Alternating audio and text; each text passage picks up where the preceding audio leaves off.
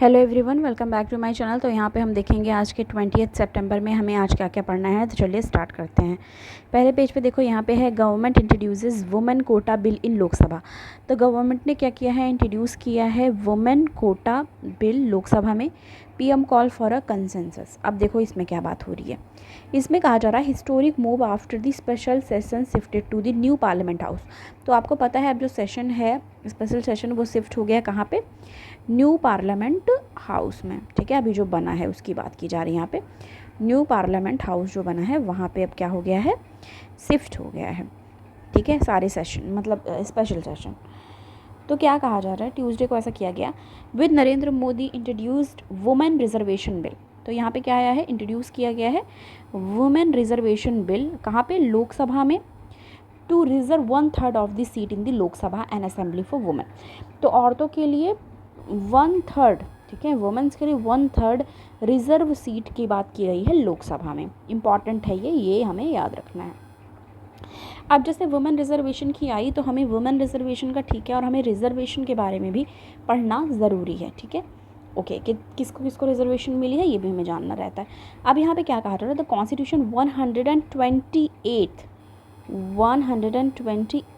Amendment bill 2023, however, would implement only after 2026 delimitation exercise using data from census to conduct after the passage of bill this year। तो मतलब ये जो bill आया है उसकी बात यहाँ पे की जा रही है।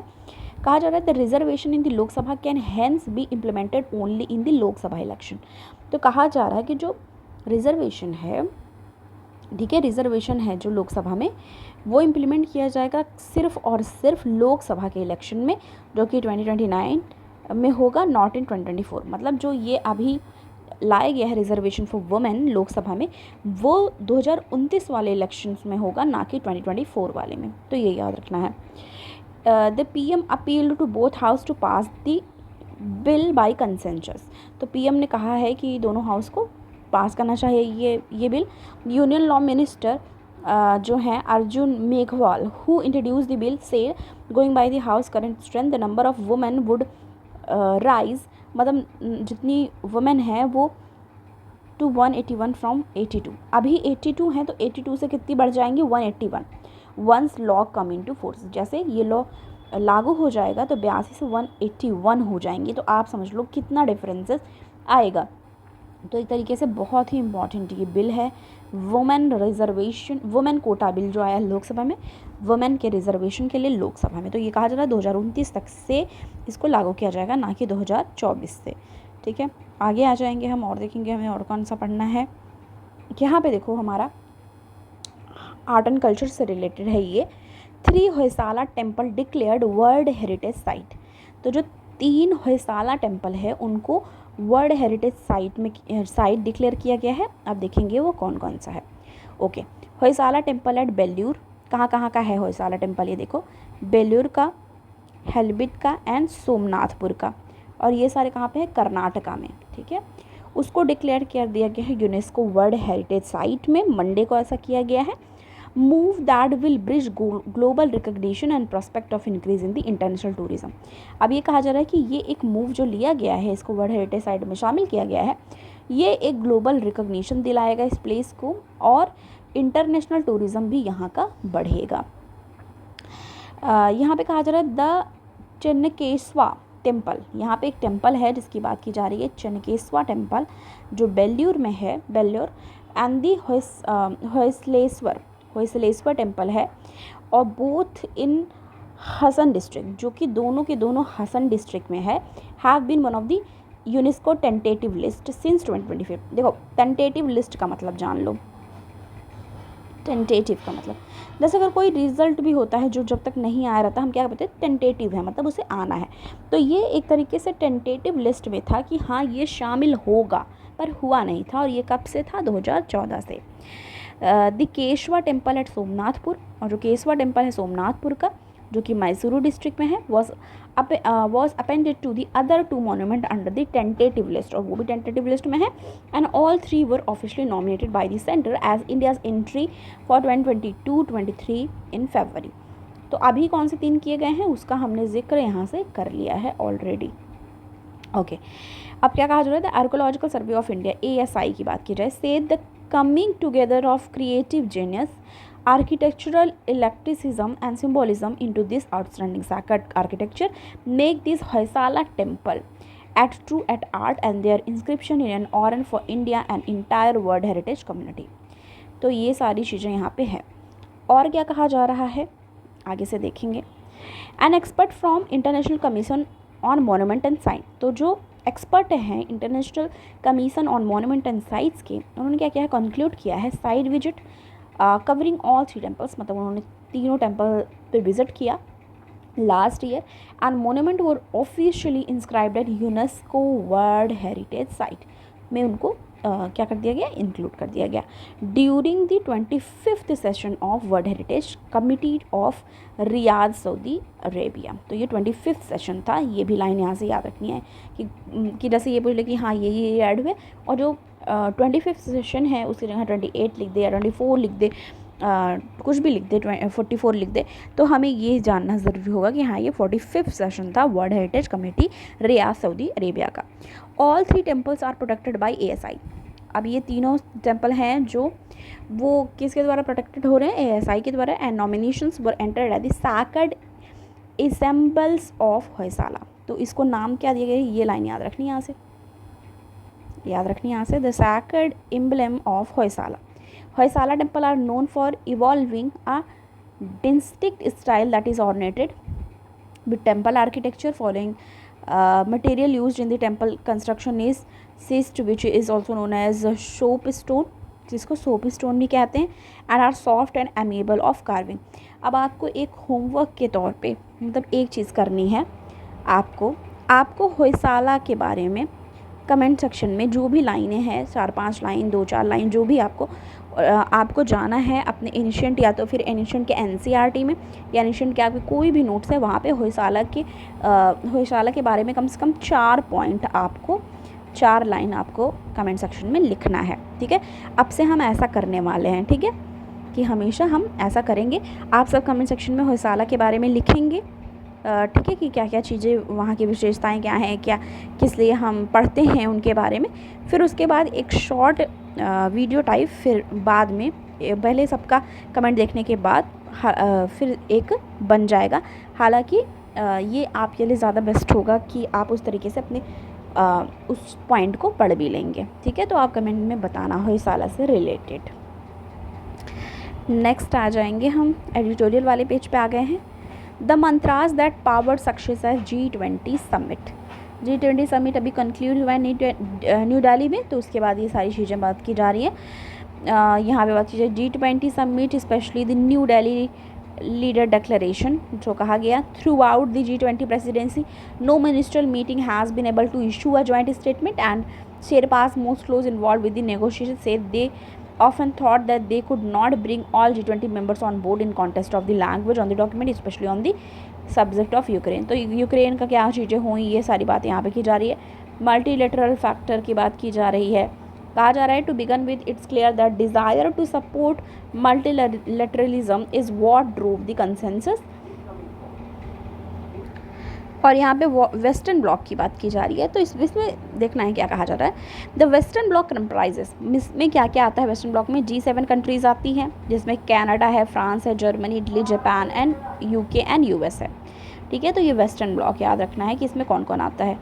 कनाडा आता है, France, Germany, Italy, Japan, UK and US आता है। The European Union and US allies Australia and South Korea made the larger part of the concession by agreeing the removal of, किस चीज़ का अग्री किया है, removal of direct pointer to Russia in the operation paragraph that refer to war in Ukraine. तो ये सारी चीज़ें हैं जो एक तरीके से देखने की ज़रूरत रहती हैं। सुहासिनी हैदर जी के द्वारा ये लिखी गई हैं।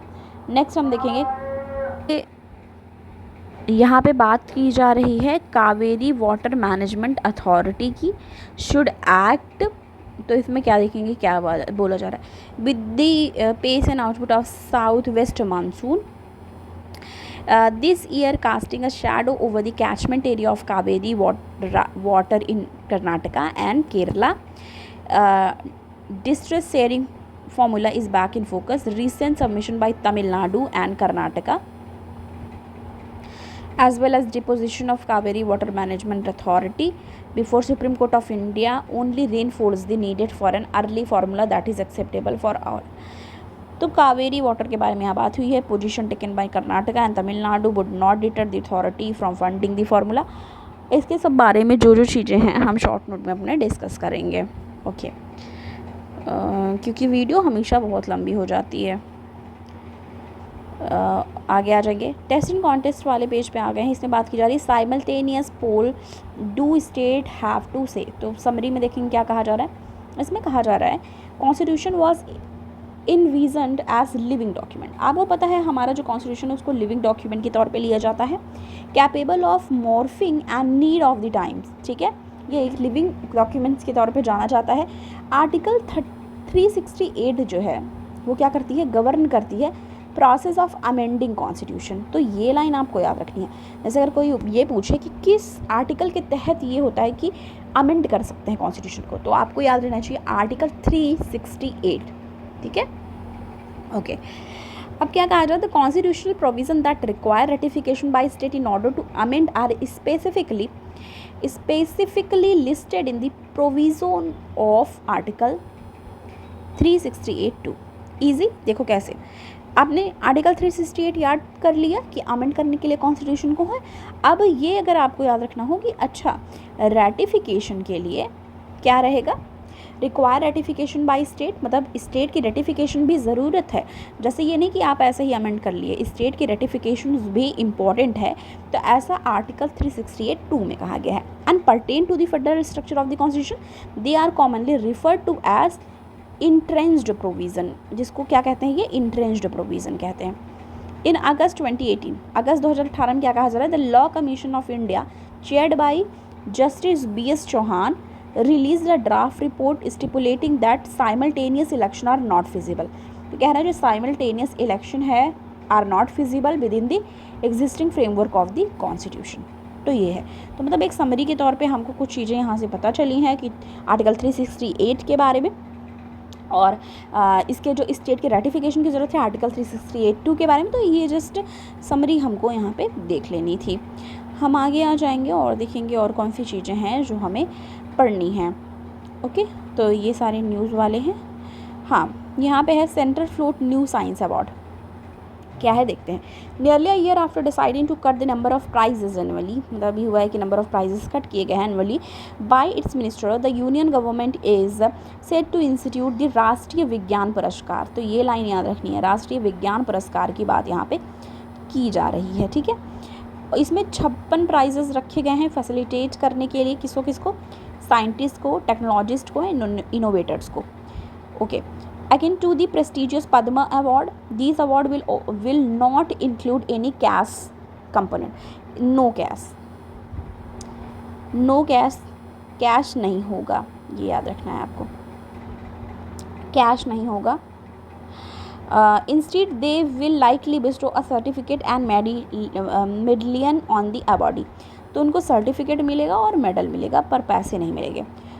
ठीक है, तो ये याद रखना है. अकॉर्डिंग टू प्रपोजल कहा जा रहा है which is yet to be made publish, अभी पब्लिश करना बाकी है. RVP विल कंप्राइज विज्ञान रत्न, 25 विज्ञान श्री एंड 25 विज्ञान युवा शक्ति स्वरूप भटनागर एंड 3 विज्ञान टीम अवार्ड. तो ये चीज़ें यहाँ पे दी जाएंगी, पर उसमें कैश प्राइजेस नहीं होंगे. These prizes will award annually, ये एनुअली दिए जाएंगे फिजिक्स के लिए, केमिस्ट्री के लिए, बायोलॉजी के लिए, science, mathematics, computer science, art science, medicine, मतलब जितनी भी साइंस से रिलेटेड फील्ड है उसमें ये दिए जाएंगे. 13 कैटेगरी होंगी, simply called others. Okay, 56 proposed award होंगे. Stark reductions from the almost 300 science prizes that used to be given by union ministries. तो ये है. CSIR की बात यहाँ पे क्या की जा रही है ये देखेंगे. In the previous avatar the prize also had a significance cash component. पहले क्या होता था, जितने भी प्राइजेस होते उसमें कैश कंपोनेंट भी होते थे. The Shanti Swarup Bhatnagar SSB award जो है given by the council of scientific research and industrial research, scientific and industrial research. ठीक है, council of scientific and industrial research CSIR since 1958 now include 5 lakh per winner as per the salary perk। तो CSIR के through जो ये दिया जा रहा है SSB अवार्ड, उसमें 5 लाख पर विनर को दिया जाता है। और नेशनल टेक्नोलॉजी अवार्ड जो दिया जाता है टेक्नोलॉजी डेवलपमेंट बोर्ड DST के द्वारा, उसमें 25 लाख दिया जाता है प्राइज़। तो ये भी बताया जा रहा है, पर इसमें भी ऐसा दिखा रहे हैं कि प्राइजेस नहीं मिल रहे हैं। आगे आ जाएंगे। WHO release report on global impact of high BP। High BP की प्रॉब्लम बहुत ज़्यादा बढ़ रही है, एज़ यू नो ऑलरेडी, कि हाई BP की वजह से हार्ट पे इम्पैक्ट जाना, या बहुत सारी चीज़ें होती हैं, और बहुत देखा गया है डेथ और ये सब भी हो जाती है। तो WHO ने रिलीज़ किया है report global impact high BP पे, ये देखेंगे थोड़ा सा। Approximately 4 of the every 5 people, बोल रहे हैं कि 4 ऑफ एवरी 5 पीपल, मतलब 5 में से 4 हर व्यक्ति जो है वो हाइपरटेंशन से जूझ रहा है। Are not adequately treated, but if countries can scale up coverage 76 million death could be averted.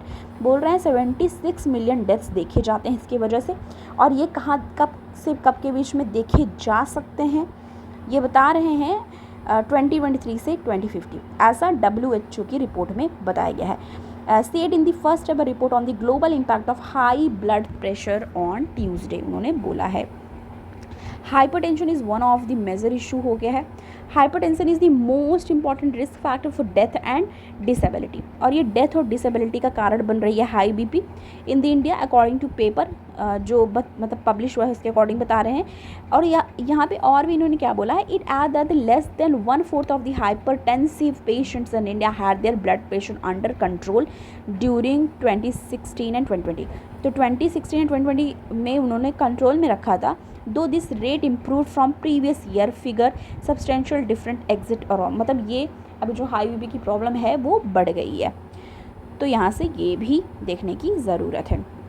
National family health survey के द्वारा क्या पता चला है रिपोर्ट में कि hypertension prevalence 24% of men and 21% of women and increase 19% and 17% respectively from the previous 2015 and 16 data.